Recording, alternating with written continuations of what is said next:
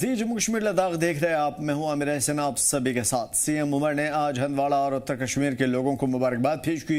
उन्होंने चौधरी रमजान को राज्यसभा इंतखाब में कामयाबी हासिल करने पर मुबारकबाद दी।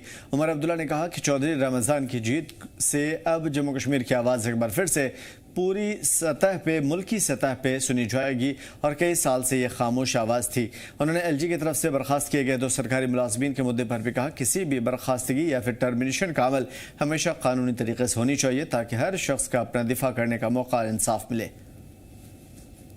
पाकिस्तान के उस सबसे बड़े ऐवान में होगी जहां 2022 के बाद हमारी आवाज पहुंची ही नहीं थी और नेशनल कॉन्फ्रेंस को वहां पे शायद 2015 के बाद दोबारा राज्यसभा में लोगों की नुमाइंदगी करने का मौका मिला है। हमने 3 बेहतरीन उम्मीदवार राज्यसभा भेजे हैं लोगों की नुमाइंदगी करने के लिए और उम्मीद करता हूं कि इनके हाथों हमारे जो मुतालबे और मसले हैं उनका हल होगा।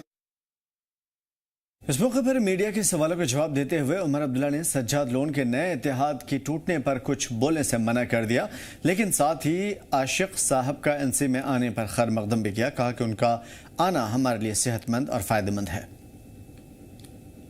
मैं उस पर कुछ नहीं कहूँगा, इतना ही कहूँगा कि आशिक साहब का नेशनल कॉन्फ्रेंस में हम खैर मकदम करते हैं, उनको वेलकम करते हैं। हम जानते हैं कि वो कितने एक जाने माने लीडर हैं पूरे इस ज़िले में और बिलखसूस हंदवाड़ा कुपवारा इलाके में। इनका आना नेशनल कॉन्फ्रेंस के लिए और यहाँ के लोगों के लिए फ़ायदेमंद साबित होगा और उम्मीद करता हूँ कि उनके साथ अब काफ़ी आगे तक एक साथ काम करने का मौका मिल जाए। इस मौके पर उमर अब्दुल्ला ने सरकारी मुलाजमीन पर लगे हुए दहशतगर्दी के इल्जाम के बाद नौकरी से हटाए जाने के मामले पर अपने रद्द-ए-अमल का इजहार किया और कहा कि इस मामले पर फैसला अदालत के जरिए लिया जाना चाहिए था। मैंने ये हमेशा कहा है और मैं आज भी कहता हूँ, टर्मिनेशन का सिलसिला जो है ये अदालत के जरिए होना चाहिए। हर किसी को अपनी सफाई देने का मौका मिलना चाहिए। ये जो सिलसिला मुलाजिमों को निकालने का इस्तेमाल होता है, इसमें मुलाजिम को अपनी सफाई देने का कोई मौका नहीं मिलता और अक्सर बेशतर जो है ये लोग फिर अदालत के ज़रिए वापस ही उन्हीं जगहों पे आते हैं जिनसे इनको निकाला गया है। तो बेहतर यही होगा कि अदालत का तरीका इस्तेमाल करके जो लोग वाकई गुनहगार हैं उनको सज़ा दें, लेकिन जो सिर्फ शक के बुनियाद पे उनके खिलाफ कार्रवाई होती है वो मुझे लगता है हम सबके लिए नुकसान। जम्मू कश्मीर असेंबली में आज उमर सरकार पर करप्शन का इल्जाम लगा। बीजेपी ने डिप्टी सीएम पर माइनिंग स्कैम में शामिल होने का इल्जाम लगाया। इसको लेकर के असेंबली में बाहर भी बीजेपी लीडरों ने सरकार पर जमकर हमला किया। हालांकि डिप्टी सीएम सुरेंद्र चौधरी ने खुद इसका जवाब दिया और चैलेंज किया कि करप्शन के मामले पर बीजेपी डिबेट रख ले। अब्दुल्ला साहब के ऑनेस्टी के खोखले दावों के सामने सवाल निशान खड़ा करती है।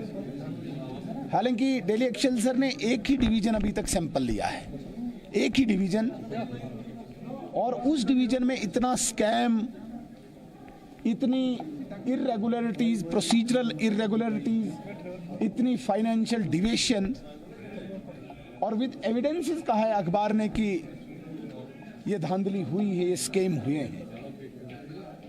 जो सरकार अनएम्प्लॉयमेंट के रेजोल्यूशन को ये बोले कि इससे हमें कोई वास्ता नहीं, और दूसरी तरफ से यही सरकार घोटालों में लिप्त है, करोड़ों रुपए का स्कीम है, और जिस कॉन्स्टिट्यूएंसी में वो डिवीजन आता है आप पता करिए वहाँ के एमएलए कौन हैं, क्या वो मिनिस्टर तो नहीं है? अगर वो मिनिस्टर हैं तो उमर अब्दुल्ला साहब के साथ उनकी कितनी नज़दीकी है? क्या वो मिनिस्टर अलग टाइम लेके सीएम साहब से नहीं मिलते हैं? लेट नाइट उमर अब्दुल्ला साहब से उस मिनिस्टर की मुलाकात नहीं होती है? तो उमर अब्दुल्ला साहब को वाजा करना पड़ेगा, अगर लेट नाइट डिस्कशन उस मिनिस्टर के साथ होती है जिसकी कॉन्स्टिट्यूएंसी में आज एक बहुत बड़े अखबार ने बहुत बड़े स्कैंडल का खुलासा किया है, उमर अब्दुल्ला साहब वाजा करें कि आपकी उस क्लोज डोर मीटिंग में क्या डिस्कशन होती है। क्या इसी करप्शन पे डिस्कशन होती है? क्या लेन देन पे डिस्कशन होती है? या पार्टी को बढ़ाने की डिस्कशन होती है? बड़ा ताज्जुब हो रहा है, 1 साल पूरा नहीं हुआ और 1 साल के अंदर इतने बड़े घोटाले आज जो एक अखबार ने रिवील किए हैं, इस पर हमें बहुत एतराज है, नाराजगी है। हमें उम्मीद थी कि सरकार कोई एक्शन लेगी। हम इसमें सीबीआई की डिमांड करते हैं, क्योंकि मैं कह रहा हूं कि ये एक सैंपल है एक डिवीजन का। ऐसे कितने ही डिवीजन्स होंगे जिनमें इतने स्कैंडल्स हुए हैं। सिंगल टेंडर, एक टेंडर पे अलॉट किया है, 18 नवंबर को ही कितने टेंडर से अलॉट किए हैं, एक टेंडर आया और रिवार्ड किया है उसको। बड़ी अजीब बातें हो रही है इस सरकार के सामने, हमें समझ ही नहीं आ रहा है ये सरकार किस तरफ जा रही है। क्या इस पे सीबीआई इंक्वायरी नहीं होनी? ये पब्लिक एक्सचेकर पे इतना बड़ा आघात हुआ है और जो उमर सरकार बड़े बड़े दावे करती है, आज उमर साहब के सामने सवालिया निशान है। उमर साहब, आप बताइए, जिस कॉन्स्टिट्यूएंसी में डिवीजन आता है उस कॉन्स्टिट्यूएंसी के मिनिस्टर के साथ क्लोज डोर मीटिंग्स क्या होती है आपकी? क्या इन्हीं ठेकेदारों को, क्या इन्हीं घोटालों को डिस्कस करते हैं आप, या अपनी पार्टी को बढ़ाने की डिस्कस? मैंने कहा ना, बीजेपी करप्शन पे एक दिन 2 घंटे डिबेट रख ले, पूरा दिन की डिबेट रख ले, बीजेपी को दूध का दूध पानी का पानी कर देंगे। अगर सबसे बड़ी कोई करप्ट पार्टी है तो वो भारतीय जनता पार्टी है। और बीजेपी अपनी करप्शन 10 साल की छुपाने के लिए सिर्फ और सिर्फ नेशन कॉन्फ्रेंस में इल्जाम लगा रही है। हमारा दामन साफ है। मैंने कहा ना, निशारे पे बात की, मैंने कमेटी बिठा दी। जो मैंने आपको गिनाए कि जो जब इस 11 साल पे जो लोगों के हकूक मारे गए, जो इन्होंने धांधलियां की, उस पर भी एक कमेटी सीबीआई बैठनी चाहिए और सीबीआई इंक्वायरी होनी चाहिए। वहीं इस मौके पर एलजी की तरफ से सरकार को मुलाजमीन को हटाए जाने के फैसले पर भी लीडरों ने अपने रद्द-ए-अमल का इज़हार किया। जहां एक तरफ बीजेपी ने एलजी के फैसले की तारीफ की, वहीं दूसरी तरफ डिप्टी सीएम ने कहा कि ये वाकई में मुजरिम हैं और उनके खिलाफ कार्रवाई होनी चाहिए। जो भी हैं बेगुनाहों को परेशान ना किया जाए। जब जब इस राष्ट्र की संप्रभुता, एकता, अखंडता, इस नेशन की इंटीग्रिटी, सॉवरेंटी के लिए कोई भी इंडिविजुअल खतरा हो, उसे डिसमिस करना चाहिए, उस पर कोई एक्शन लेना चाहिए। ये मोदी सरकार की एक क्लैरिटी है और इसमें किसी को भी एम्बिग्यूटी नहीं होनी चाहिए। जिस विधायक ने ये बात उठाई, वो विधायक एंटी नेशनल मानसिकता से पीड़ित है, वो पूरी पार्टी। आप मान के चलिए, जब जब उस पार्टी के हाथ में हुकूमत आई है, उन्होंने आतंकवाद के लिए रोना रोया है, उन्होंने अलगाववाद के लिए रोना रोया है, उन्होंने पत्थरबाजों की वकालत की है। तो उनके पास कौन से मॉरल ग्राउंड से वो ये कहें कि भाई किसी भी एम्प्लॉय को टर्मिनेट नहीं करना? Nobody is above the law. कौन उनको इजाजत देता है कि नहीं वो नेशन के खिलाफ कॉन्स्पायरेसी करे? वेजिंग वॉर अगेंस्ट कंट्री होता है जब वो किसी एंटी नेशनल एक्टिविटीज में इन्वॉल्व होते हैं। तो क्या उन पे एक्शन नहीं होना चाहिए? इस पार्टी को दर्द होती रहती है, मैडम से लेके इस विधायक तक सबके इस पेट में दर्द होता है। नहीं, एंटी नेशनल लोगों को नहीं छेड़ो, क्योंकि ये इनकी पोद है। मैंने कहा ना, जो भी देश के खिलाफ कोई बात करता, चाहे वो आप हैं चाहे मैं हूं, जो देश के खिलाफ, हिंदुस्तान के खिलाफ काम करेगा, वो किसी भी कौम से, किसी भी मजहब से आए, उसके खिलाफ एक्शन होना चाहिए। अगर जिसने नहीं किया, वो नजायज को, किसी नजायज को सजा भी नहीं होनी चाहिए। इसलिए मैं आपसे यही कहूँगा, जैसे मिराज मलिक पे आपने खामखा PSA लगा दिया, सिर्फ उसकी बहस होती है एक DC के साथ और आप उस पर PSA लगा देते हैं। इसलिए ये 2 कानून इस हिंदुस्तान में नहीं चलेंगे। अनफॉर्चुनेटली लॉ एंड ऑर्डर और होम हमारे पास नहीं है, तो हम उसके जवाब दे नहीं हैं। हम रेज कर सकते हैं इश्यूज और आई एम श्योर ये गवर्नमेंट ये रेज करेगी अप्रोप्रिएट फोरम पे। बट अफसोस है कि हमारे हाथ में जब होना चाहिए है नहीं। बट जो 2 एम्प्लॉयज़ है, देखिए सबसे इम्पोर्टेंट है इस मुल्क में जस्टिस ऐसे ही नहीं होना चाहिए। मतलब हर किसी को रिकोर्स टू जस्टिस होना चाहिए और मुझे लगता है अगर वो नहीं हो रहा है तो मुझे लगता है कहीं ना तो कहीं अफसोस है। जम्मू कश्मीर में हुए हंगामे पर, असम्बली में हुए हंगामे पर PDP MLA वहीदुर्रहमान परा ने अपने रद्द-ए-अमल का इज़हार किया और कहा कि सरकार किसी भी इशू पर बात करने को तैयार नहीं है। ये अफसोसनाक है। जम्मू कश्मीर में इलेक्शंस हुए कि लोगों को लगा हमें लैंड सिक्योरिटी, जॉब सिक्योरिटी और सेंस ऑफ सेफ्टी मिलेगी। इलेक्शन का गर्ज 6 साल बाद जब ये हुकूमत बनी तो लोगों को लगा यहाँ जो एनजाइटी है, यहाँ जो फेयर्स है, कंसर्न्स है, वो एड्रेस होंगे, अनसर्टिनिटी। आज भी हमने देखा जब हाउस चल रहा था तो 2 एम्प्लॉयज़ को आर्टिकल 311 में टर्मिनेट किया गया। If you are terminating employees तो गवर्नेंस कैसे होगी? अगर आप 311 में on terror charges they have been removed by the LG government. If we have an elected government तो गुड गवर्नेंस का कॉन्सेप्ट है, आप सिटीजन्स की ज़िंदगियाँ ठीक करेंगे लेकिन उसके साथ साथ एम्प्लॉयज़ को जॉब सिक्योरिटी देंगे।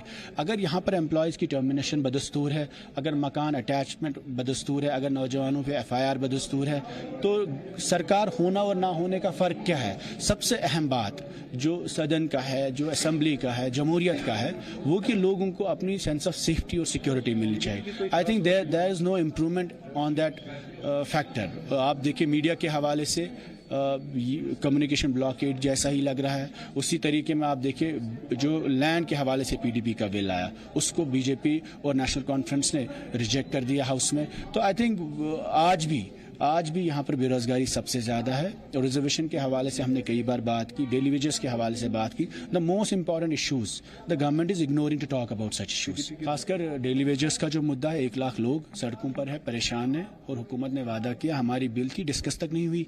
रिजर्वेशन के हवाले से नौजवानों का मसला है, 17,000 vacancy, they are not rationalizing the reservation, they have promised a sub cabinet committee, उसका रिपोर्ट आज तक नहीं मिला। हमने रिपोर्ट मांगा तो वहाँ से हमें कहते हैं कि अप्रॉप्रिएट टाइम पे मिलेगा। तो these are very important issues so far Kashmir is concerned. NC के कई लीडरान आज भटगाम के अरात में इंतखाबी तशरीर कर रहे थे और इस दौरान जावेद राणा ने PDP पर कई सवाल भी खड़े कर दिए। कहा कि PDP ने भाजपा के साथ हाथ मिलाकर के जम्मू कश्मीर की हालत को तबाह करने और रियासत को 2 UT में बदलने की इजाज़त दी थी। MLA नज़ीर गुरैजी ने कहा कि PDP पूरी तरीके से जम्मू कश्मीर के पसमानदगी के लिए जिम्मेदार है। हेल्थ मिनिस्टर सकीना इटू ने भी कहा कि PDP अब आवाम के लिए वेरीफेबल नहीं रही है और महबूबा मुफ्ती के वादे और लालच अभी भी लोगों के जहन में है। जावेद राणा ने कहा कि PDP ने अब लोगों को वोट मांगने का हक PDP को भूल जाना चाहिए। 2014 में उन्होंने लोगों को पहले कहा है, जो मैनिफेस्टो उनका था उसमें कहा घर घर 2-2 नौकरियां। फिर बताइए कितने सारे लोगों को नौकरी दी। उसके बाद उन्होंने कहा हम BJP को टनल से बाहर रखेंगे, आने नहीं देंगे टनल के इस पार। जब वो इलेक्शन खत्म हुआ उन्होंने किसके साथ सरकार बनाई? BJP के साथ। और कहा हमने अब इसलिए बनाई, हम रोजगार लाएंगे, पैकेज लाएंगे, सब कुछ लाएंगे। किया क्या? हमारा रोजगार भी खत्म किया, हमारी जमीनें भी खत्म किया, हमारा 370 स्पेशल स्टेटस खत्म किया, 35A खत्म किया, हमारी रियासत खत्म किया। तो अब उनके सवाल को हम क्या जवाब देंगे? लेकिन इस 1 बरस में सरकार ने कोशिश की, जो तहस नहस सब कुछ हुआ था सबसे पहले उसको पटरी पे लाने की। उधर सांबा जिले के कोलापुर इलाके में 3 इंडस्ट्रीज खासतौर पे तलबा गुरजीत कौर, तनु देवी और सिमरन कौर, 3 अलग अलग स्टूडेंट इंतखाबी खास तौर पे इंतखाब महिला India tape ball cricket team में हुआ है। यानी ये तीनों के तीनों जो जिनका नाम हमने आपको बताया, सांबा ज़िले के कोलपुर इलाके के तीनों स्टूडेंट यानी गुरजीत कौर, तनु देवी और सिमरन कौर का सिलेक्शन हुआ है महिला India tape ball cricket tournament के अंदर और वही पूजा भगत को टीम की कोच के तौर पर चुना गया है। इस तमाम तर स्टूडेंट्स ने हाल ही में महाराष्ट्र के बिलाल शाह में हुई टेप बॉल क्रिकेट कॉम्पिटिशन में जम्मू कश्मीर की ओर से नुमाइंदगी की थी और बेहतरीन परफॉर्मेंस दिया था। टेप बॉल क्रिकेट खेलने गए थे महाराष्ट्र बिलाल शाह में और वहाँ पे कुल 13 टीमें आई थी और हमारी टीम टॉप 3 में रही थी और वहाँ का एक्सपीरियंस बहुत अच्छा था और हमें और आगे बढ़ने का और हमारे कोच ने इतना सपोर्ट किया हमें कि हम आज यहाँ तक खेल पा रहे हैं। हम आज जहाँ तक जो भी हैं वो हमारे कोच की वजह से हैं, हरभजन सर से। और मैं सभी बच्चों को बोलना चाहूँगी, आगे आओ, खेलो, अपने माता पिता और देश का नाम रोशन करो। हमारी टीम JNK से गई थी वहाँ पर महाराष्ट्र बिलाल शाह में। वहाँ कुल 13 टीमें आई थी जिसमें हम टॉप 3 में हमारी JNK की टीम थी, जहाँ में 3 बच्चे सिलेक्ट हुए हैं जो आगे इंडिया की टीम के लिए। हम काफ़ी खुश हैं, हमारी कोच की मेहनत थी, हमारी मेहनत थी, इसलिए हम यहाँ तक पहुँचे हैं। यही संदेश है कि नशों से कुछ नहीं मिलता, नशा करना है तो स्पोर्ट्स का कीजिए और अपने माँ बाप का नाम रोशन कीजिए, हमारे JNK का नाम रोशन कीजिए और ऐसे ही आगे खेलते रहिए। जी हमारी मेहनत ऐसे ही आगे रहेगी, हमारे कोच हमें कोचिंग देंगे और ऐसे ही हम आगे खेलते रहेंगे। मेरा नाम पूजा भगत है हमारे JNK से हमारी टीम गई हुई थी महाराष्ट्र बिलाशा बिशापुर स्टेडियम में। तो वहाँ पे वुमेन टेबल का मैच था, तो वहाँ पे लगभग 20 टीम्स आई हुई थी। तो वहाँ पे सभी ने अलग अलग स्टेटों से आई हुई थी, तो सभी ने भाग लिया। हमारी टॉप 3 पे गई ये टीम, तो खुशी है कि बच्चों ने आगे बढ़े हैं। तो हम यही करेंगे कि और भी बच्चे आएँ, इसमें भाग लें, सारे बच्चे पार्टिसिपेट करें, बताएं सभी को कि वहाँ पे कैसा रहा, हमारा एक्सपीरियंस कैसा रहा, हम आगे कैसे बढ़ें। बहुत हमारे ये टॉप 3 बच्चे, अच्छे वाले बच्चे जो सबसे, वो बच्चे सिलेक्ट हुए हैं तो इंडिया टीम के लिए। तो as a coach me also selected. तो हम यही चाहते हैं कि जितने भी मतलब और भी बच्चे हमारे साथ आए, वो देखें ये नशा, ये इन सब चीज़ों से दूर रहें। सांबा जिले के रामगढ़ में पुलिस के जरिए सरदार वल्लभ भाई पटेल की 150वीं जयंती के मौके पर नेशनल सिक्योरिटी डे के तौर पर पुलिस थाने में प्रोग्राम हुआ, जिसमें मेहमान खुसूसी के तौर पर साबिक प्रिंसिपल, सेशन जज सुभाष गुप्ता और guest of honour social workers Avinash Chaudhary मौजूद रहे। सरदार वल्लभ भाई पटेल की जिंदगी पर रोशनी डाली गई। जो ये एक एनिवर्सरी जो सरदार वल्लभ भाई पटेल की 31 अक्टूबर ये 25 को आएगी, और ये 1875 में जो इनका बर्थ हुआ था 31 अक्टूबर को। तो उनके बाद जे इन्होंने जो होम मिनिस्टर रहे हैं, चार्ट में हम बात करेंगे, तो इन्होंने इनके जो जाता है कि इन्होंने 565 जो जहाँ की ये थी ना रियासतें, प्रिंसली स्टेट, इनको इकट्ठा किया। मैंने पहले ही बताया 562 जे असेशन हो गया था आसानी से, और 3 रियासतें रह गई थी, जो जूनागढ़, हैदराबाद और जम्मू एंड कश्मीर। इनका किसी कारण से, मैं आज पॉलिटिकल बात नहीं करूंगा, दूसरा है डिले हो गया था सेशन, और हम कुछ तो हैदराबाद में हमें आर्मी भेजनी पड़ी। वहां पे हमने वहां का नवाब, वहां का जो हुक्मरान था, वो आसानी से नहीं जाता था, बाद में भाग के वो पाकिस्तान चला गया। तो जूनागढ़ में पेलिसाइड कराना पड़ा, और पेलिसाइड में वहां के लोगों ने माना कि हम हिंदुस्तान के साथ रहा। तो जम्मू कश्मीर के बारे में आपको पता है इसका क्या हुआ कि ये पीछे 26 अक्टूबर को इंस्ट्रूमेंट ऑफ असेशन लिखा किसने, जो हमारे यहाँ के महाराजा हरि सिंह ने। रियासी पुलिस ने भी आयरन मैन सरदार वल्लभ भाई पटेल की 150वीं जयंती पर बड़े जोश खरोश के साथ प्रोग्राम किया, और इस मौके पर SSP परमप्रीत सिंह ने साफियों से बातचीत की और नेशनल यूनिटी डे की अहमियत पर रोशनी डाली। उन्होंने बताया कि run for unity programme DPL से शुरू होकर के स्पोर्ट्स डे स्टेडियम में खासतौर पर रियासी में मुनक़िद हुआ, जिसमें पुलिस, एहलकार, नौजवान और मुकामी लोग बड़ी तादाद में शामिल हुए। SSP परमप्रीत सिंह ने यह भी बताया कि नेशनल यूनिटी डे के मौके पर रियासी पुलिस के जरिए पेंटिंग कॉम्पिटिशन मार्ट पास किया गया, और उन्होंने नागरिकता, खासतौर पर स्टूडेंट और नौजवानों को, आम लोगों को इस प्रोग्राम में बढ़ चढ़ करके हिस्सा लेने की बात कही। इस दिवस का आयोजन भारत के लौह पुरुष सरदार वल्लभ भाई पटेल के जयंती पे मनाया जाता है, जिन्होंने भारत के इतिहास में, खासकर स्वतंत्र इतिहास में एक महत्वपूर्ण भूमिका निभाई और सैकड़ों रियासतों को इकट्ठा करके अखंड भारत का निर्माण किया। इसी के उपलक्ष्य में ज़िला पुलिस रियासी ने विभिन्न कार्यक्रमों का आयोजन किया। पुलिस स्टेशन स्तर पर run for unity, March pass, seminar,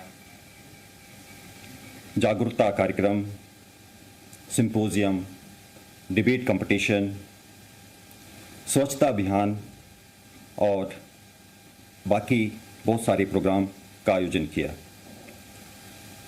इसी संबंध में 3 दिन का कार्यक्रम 29 से 31 अक्टूबर तक का एक चार्टर भी डिस्ट्रिक्ट पुलिस लाइन से जारी किया गया। और सरदार वल्लभ भाई पटेल की 150वीं जयंती के मौके पर रामबन में भी पुलिस के जरिए राष्ट्रीय एकता दिवस प्रोग्राम मनाया गया, और उस मौके पर पब्लिक दरबार थाना दिवस में एक प्रोग्राम हुआ। प्रोग्राम का मकसद था भारत के आयरन मैन सरदार वल्लभ भाई पटेल की बताए हुए एकता, कौमी वक़ार के पैगाम को आवाम तक पहुँचाना। राष्ट्रीय एकता दिवस और सरदार वल्लभ भाई पटेल की 150वीं वर्षगांठ के सिलसिला में अपने नवीयत का ये पहला प्रोग्राम हमने रामबन डिस्ट्रिक्ट में किया, जिसका पर्पस था या थीम थी improvement of police image through public outreach programme. आप सब इस चीज़ के विटनेस बने कि इसमें मैं, मेरी टीम, एसडीएम साहब और सिविल डिपार्टमेंट के लोग आज पब्लिक दरबार में we were there to redress the public grievances in general. लोगों ने अपने मसले मसाइल बताए। काफ़ी सारे मसलों पे हम ऑलरेडी एक मैप के तहत, चाकआउट प्लान के तहत हम काम कर रहे हैं। आज के प्रोग्राम में हमें फीडबैक जो मिला है उस पर हम और उसमें देखेंगे कि इसको कैसे बेहतर तरीके से जो है पब्लिक वेलफेयर में और पुलिस पब्लिक रिलेशन को और स्ट्रेंथन करने में, ट्रस्ट बिल्डिंग में। और लेह ज़िले के मेन मार्केट में आज एक लामा, ख़ास तौर पे सत्संग रसपा नवांग गात्सो की मूर्ति लगाई गई थी और इस दौरान CCLSDC ले ताशिर यालसन, एग्जीक्यूटिव काउंसिल मेंबर, काउंसलर और दीगर सीनियर लीडर मौजूद रहे। लामा सत्संग रासपा ने 17वीं सदी में राजा सिंगी नांग्याल की इनविटेशन पर बुलावे पर लद्दाख में बौद्ध धर्म का प्रचार किया था और इलाके की रिच कल्चर और मजहबी रियासत को बचाने के लिए अहम किरदार निभाया था। उन्होंने हेमिस मठ समेत कई मठों का संग बुनियाद भी रखा।